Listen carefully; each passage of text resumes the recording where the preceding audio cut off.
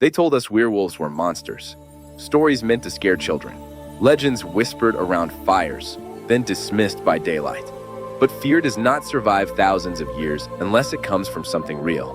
Across Europe, across centuries, people who never met, who never shared language, culture, or belief, described the same transformation.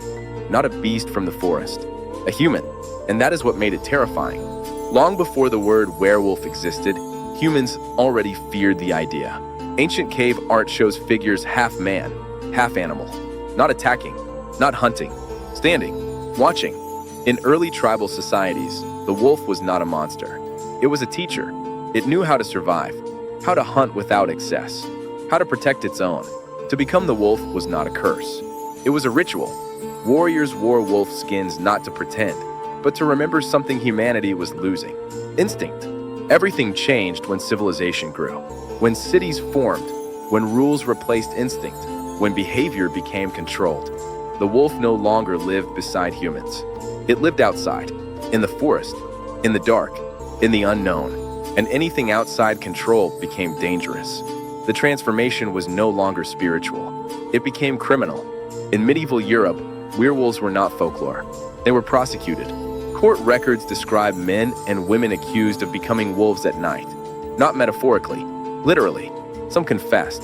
Others screamed innocence. Many were executed. And here is what history rarely mentions. These trials followed famine, war, plague, moments when society was collapsing.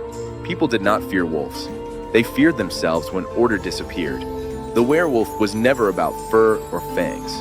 It was about loss of control. Ancient descriptions focus on behavior, not appearance.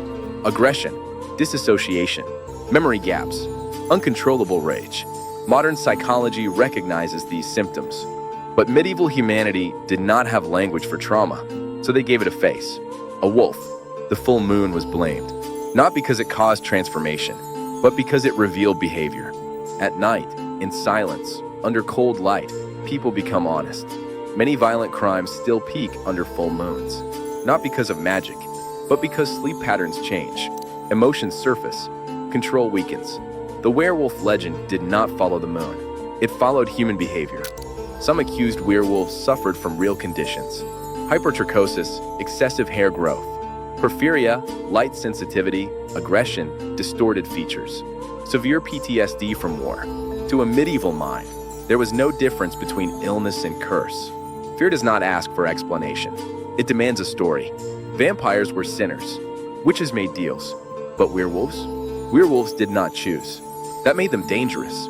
Because if a man could become a monster without consent, then anyone could. The werewolf challenged morality. It suggested evil was not external. It was human. Notice where werewolves lived. Not castles, not cities. Forests represented the uncontrolled mind. No laws, no witnesses, no restraint. The wolf was not hiding there. Humanity was. As science advanced, werewolves should have disappeared. But they didn't. They evolved.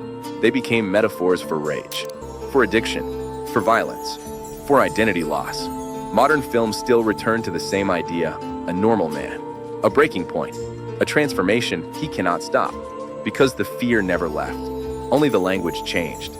Werewolves were never meant to be believed. They were meant to be remembered. A warning that beneath civilization, beneath morality, beneath reason, something older waits. Not a beast, a part of us. When cities grew louder, the forest grew quiet. Wolves disappeared, but the legend stayed. Because humanity no longer feared the animal. It feared what replaced it: machines, crowds, pressure, the loss of self. The werewolf was never a monster in the dark. It was a reflection of what happens when instinct is denied too long, when identity is suppressed, when control snaps. Legends do not survive because they are false. They survive because they are useful. And this one reminds us of a truth we still refuse to accept. The most dangerous transformation does not change the body. It changes the mind. The wolf never hunted humanity. Humanity hunted itself and called it a monster.